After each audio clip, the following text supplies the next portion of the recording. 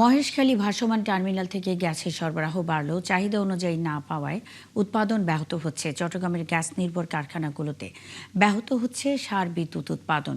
বেশি ক্ষতি হচ্ছে রপ্তানিমুখী কারখানাগুলোর। তবে সরবরাহ বাড়ায় চট্টগ্রামের শিকলবাহা বিদ্যুৎ উৎপাদন কেন্দ্রে গ্যাস সরবরাহ শুরু হয়েছে, জানিয়েছেন কর্ণফুলী গ্যাস ডিস্ট্রিবিউশন কোম্পানি লিমিটেডের কর্মকর্তারা। চট্টগ্রাম থেকে প্রণবেশ চক্রবর্তী প্রতিবেদন। গ্যাস সংকটের কারণে 5 মাস ধরে উৎপাদন বন্ধ রয়েছে রাষ্ট্রায়ত্ত সার কারখানা চিটাগং ইউরিয়া ফার্টিলাইজার লিমিটেডে। প্রতিদিন 45 মিলিয়ন ঘনফুট গ্যাসের প্রয়োজন হলেও এই সার কারখানায় এখন গ্যাস সরবরাহ করা হচ্ছে মাত্র 5 মিলিয়ন ঘনফুট। গ্যাসের অভাবে উৎপাদন ব্যাহত হচ্ছে বিদ্যুৎ কেন্দ্রগুলোতেও।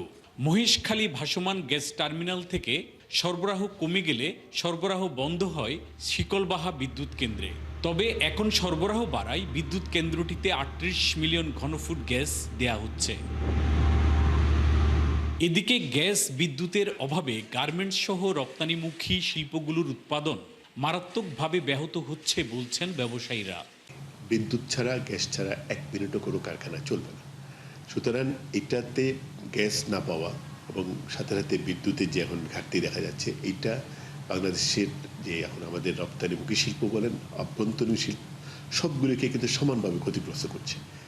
আমরা গ্যাসের জন্য আমরা বয়লারগুলি চলে না গার্মেন্টস ফ্যাক্টরিতে, আমাদের ইটিপিগুলি চলে না, আমাদের বিভিন্ন ধরনের ইকুইপমেন্ট, অনেকগুলি গ্যাস নির্ভর ইকুইপমেন্ট আছে। কখনো কখনো যদি আমরা কিছু প্রসেসে হয়তো কিছু দূর গেলাম, এখন যাওয়ার পরে এটা একটা যদি আপনার একটা প্রসেস মিনিমাম সম্পন্ন করতে 7 থেকে 8 ঘন্টা সময় লাগে, আপনি 2 ঘন্টা চালাইলেন, 2 ঘন্টা পরে কোনো কারণে আপনার আবার ইলেকট্রিসিটি থাকতেছে না, তখন কী হইতেছে, এখানে আপনার প্রথমে আপনি এখানে প্রি ট্রিটমেন্ট করার লাগে, আপনার ব্লিচিং করার লাগে, ডাইং করার লাগে, তারপরে ওয়াশিং করার লাগে, একটার সাথে আরেকটা প্রসেস কো-রিলেটেড। কারখানা ও বিদ্যুৎ উৎপাদন নিরবিচ্ছিন্ন রাখতে বাইরের দেশ থেকে এলএনজি সহ জ্বালানি কার্গোর সরবরাহ আগে থেকে নিশ্চিত করার পরামর্শ জ্বালানি বিশেষজ্ঞদের।